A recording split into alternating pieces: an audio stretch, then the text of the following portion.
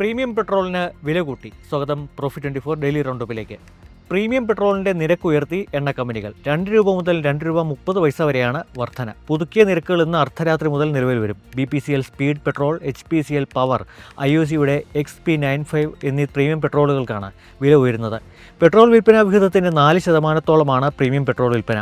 വ്യാവസായിക ഇന്ധനത്തിന്റെ വില ഇന്ത്യൻ ഓയിൽ കോർപ്പറേഷൻ 25% വർദ്ധിപ്പിച്ച് ലിറ്ററിന് 150.59 രൂപയാക്കിയിട്ടുമുണ്ട്. ഇറാൻ യുദ്ധം ഊർജ്ജ കേന്ദ്രങ്ങൾ ആക്രമിക്കുന്നതിലേക്ക് നീങ്ങിയതോടെ ക്രൂഡ് ഓയിൽ വില ബാരലിന് $110 മുകളിലേക്ക് കുതിച്ചതാണ് ഈ ഇന്ധന വില വർധനവിന് കാരണം.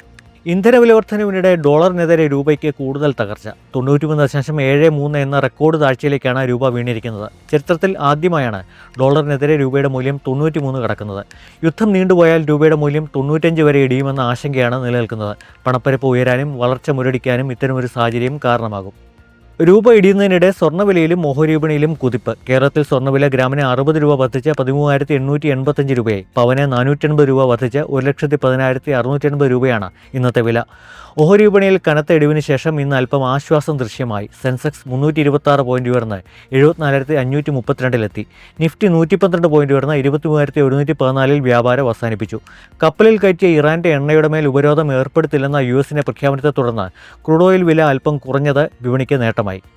21 ദിവസത്തേക്ക് കടന്നതോടെ ഇറാൻ യുദ്ധം കൂടുതൽ സങ്കീർണമാവുകയാണ്. ഇറാൻ റവല്യൂഷണറി ഗാർഡ്സ് കോറിന്റെ തലവനായ അലി മുഹമ്മദ് നെയ്നി വെള്ളിയാഴ്ച രാവിലെയുണ്ടായ ആക്രമണത്തിൽ കൊല്ലപ്പെട്ടു. ശത്രുക്കൾക്ക് കനത്ത തിരിച്ചടി നൽകണമെന്നും അവർ അനുഭവിക്കുന്ന സുരക്ഷിതത്വം ഇല്ലാതാക്കണമെന്നും ഇറാൻ പ്രസിഡന്റ് പെസഷ്കിയാൻ അയച്ച സന്ദേശത്തിൽ പരമോന്നത നേതാവ് മുജ്തബ ഖമനേയി ആവശ്യപ്പെട്ടു. കുവൈറ്റിലെ ഓയിൽ റിഫൈനറിക്കും UAEയിലെ US സൈനിക താവളത്തിനും നേർക്ക് ഇന്ന് ഇറാൻ ഡ്രോൺ ആക്രമണം നടത്തി. അതേസമയം യുദ്ധം വൈകാതെ അവസാനിക്കുമെന്ന് ഇസ്രായേൽ പ്രധാനമന്ത്രി ബെഞ്ചമിൻ നെതന്യാഹു പറഞ്ഞു. US യുദ്ധത്തിലേക്ക് വലിച്ചിട്ടത് ഇസ്രായേലാണെന്ന ആരോപണവും നെതന്യാഹു നിഷേധിച്ചു. ഫ്ലിപ്കാർട്ട് ഗ്രൂപ്പ് CFO ശ്രീറാം വെങ്കട്ടരാമൻ സ്ഥാനമൊഴിയുന്നു. ഫ്ലിപ്കാർട്ട് CFO ആയ രവി അയ്യർ ഗ്രൂപ്പിന്റെ ഇടക്കാല CFO ആയി പ്രവർത്തിക്കുമെന്ന് കമ്പനി അറിയിച്ചു. ദശാബ്ദക്കാലമായി ഫ്ലിപ്കാർട്ട് ഗ്രൂപ്പ് CFO ആയി പ്രവർത്തിക്കുന്ന ശ്രീറാം വെങ്കട്ടരാമൻ കമ്പനിയുടെ IPO വരുന്നതിന് മുന്നോടിയായാണ് രാജിവെക്കുന്നത്.